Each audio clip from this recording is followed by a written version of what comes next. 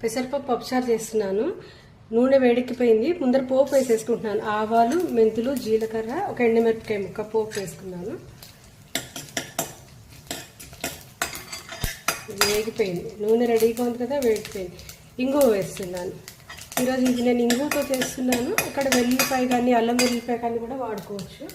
వెంటనే దీనిలో నేను తరిగి పెట్టుకున్న బెండకాయ ముక్కలు, టమాటాలు వేసేస్తాను.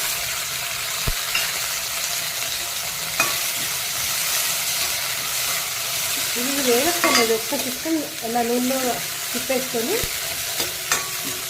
ఇప్పుడు నేను దీనిలో వెంటనే కారం వేస్తున్నాను. రుచికి సరిపడా కారం వేసేస్తున్నాను.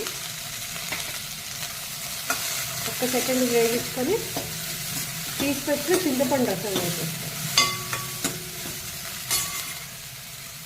చింతపండు రసం ఒక పెద్ద నిమ్మకాయ రసం తీసి పెట్టుకున్నాను. నిమ్మకాయ చింతపండు నానబెట్టి ఆ రసం కింద వేసేస్తున్నాను.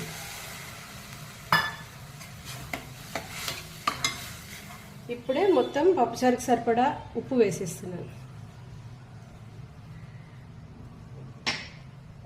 చిటికెడు పసుపు కూడా వేస్తున్నాను. ఇది కాస్త ఉడికిన పెసరపప్పు కలిపేసేసుకుని కొత్తిమీర, పచ్చిమిరపకాయ వేసుకుంటే అది రెడీ అయిపోతుంది. బెండకాయలు ఉడికిపోయినాయి.